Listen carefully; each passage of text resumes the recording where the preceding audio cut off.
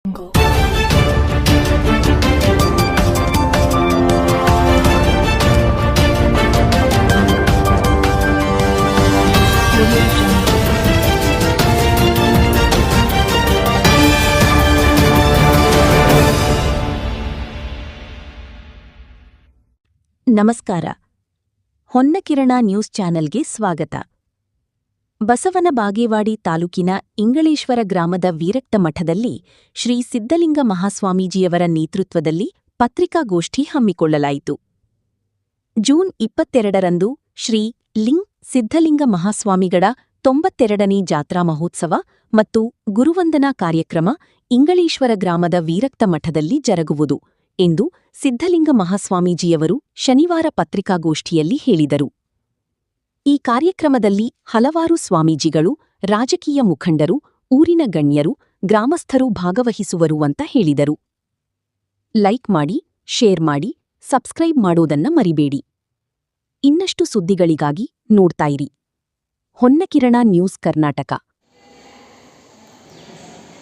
ಇತಿಹಾಸದೊಳಗೆ ವಿರಕ್ತ ಮಠದ ಪರಂಪರೆ ಇತಿಹಾಸದೊಳಗೆ ಅತಿ ಸಣ್ಣ ವಯಸ್ಸಿನೊಳಗೆ ಪಟ್ಟಾಧಿಕಾರ ಹೊಂದಿದ ಪೂಜ್ಯರಂದ್ರೆ ಹಿಂಗೆ ಲಿಂಗೈಕ್ಯ ಚನ್ನಬಸವ ಮಹಾಸ್ವಾಮಿಗಳವನು. ಪಟ್ಟಾಧಿಕಾರ ಆಗ್ಬೇಕಾದ್ರೆ ಸುಮಾರು 18 ವರ್ಷ, 20 ವರ್ಷ, 22 ವರ್ಷಕ್ಕೆ ಎಲ್ಲರೂ ಪಟ್ಟಾಧಿಕಾರ ಆಗ್ತಾರೆ.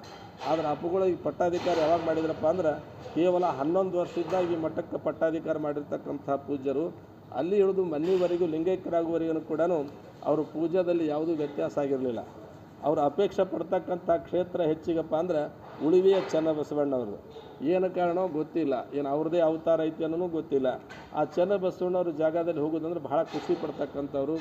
ಅದು ಯುಗಾದಿ ಪಾಡ್ಯ ದಿವಸ ಅಂದ್ರೆ 2-3 ದಿವಸ ಮುಂಚಿತವಾಗಿ 2000 ಜನ ಭಕ್ತರನ್ನು ಕರ್ಕೊಂಡು ಅಲ್ಲಿ ಪಾದಯಾತ್ರೆ ಮಾಡ್ತಕ್ಕಂಥ ವಿಶಿಷ್ಟತೆ ಜೊತೆಗೇ ಆ ಉಳಿವಿಗೆ ನಾವು ಈ ಸರಿ ಪಾದಯಾತ್ರೆಗೆ ಹೋದಾಗ ಆ ಪಾದಯಾತ್ರೆಯಲ್ಲಿ ಅವರು ಏನು ಮಾಡಿಕೊಡ್ಬೇಕು ಎಲ್ಲ ಕೇಳಿದ ಕೂಡಲೇ ಅವಾಗ ಇಲ್ಲ ಇದನ್ನು ಗದ್ದಿ ಕೊಟ್ಟಾಗ 5.5 ಲಕ್ಷ ಒಂದು 2.5 ಲಕ್ಷ 7-8 ಲಕ್ಷ ಕೊಟ್ಟು ಭಕ್ತರು ಕಟ್ಸಾಕತ್ಯಾರ. ಅದಕ್ಕೆ ಏನು ಮಾಡ್ಬೇಕು ಅಂದ ಕೂಡಲೇ ಬೆಳ್ಳಿ ತೇರು ಐತಿ ಉಳಿವಿ ಒಳಗೆ.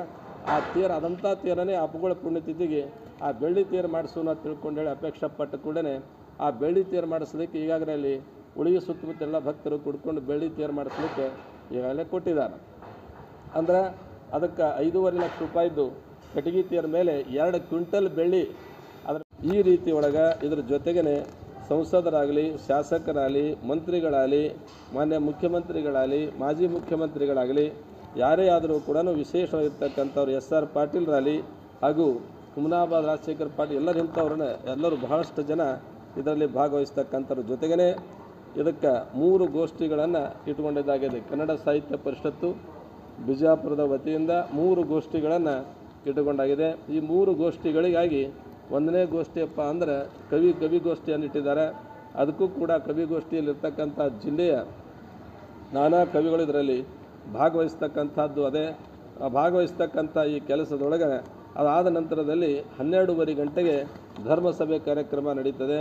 ಆ ಧರ್ಮಸಭೆ ಕಾರ್ಯಕ್ರಮ ನಂತರದಲ್ಲಿ ಜಾನಪದ ಸಾಹಿತ್ಯ ಸಂಭ್ರಮ ತಿಳ್ಕೊಂಡೇಳಿ ಅದನ್ನು ಕೂಡ ನಡೀತಿರ್ತಕ್ಕಂಥದ್ದು ವಿಶೇಷವಾಗಿರ್ತಕ್ಕಂಥದ್ದು. ಜಿಲ್ಲೆಯ ಎಲ್ಲ ಅಧಿಕಾರಿಗಳು, ಜಿಲ್ಲೆಯ ಎಲ್ಲ ಶಾಸಕರು ಕೂಡ ಭಾಗವಹಿಸುವ ಜೊತೆಗೇ ಮಠಕ್ಕೆ ಸಂಬಂಧಪಟ್ಟಿರ್ತಕ್ಕಂಥ ಸುಮಾರು ಸಾವಿರಾರು ಗಣ್ಯಮಾನ್ಯರುಗಳು ಕೂಡ ಇದರಲ್ಲಿ ಭಾಗವಹಿಸ್ತಕ್ಕಂಥದ್ದು ಅದೇ. ಅದರ ಜೊತೆಗಿನ ಸಂಗೀತ ಕಾರ್ಯಕ್ರಮ ಕೂಡ ಅದಾವೆ, ಪುಸ್ತಕ ಬಿಡುಗಡೆನೂ ಅದಾವೆ.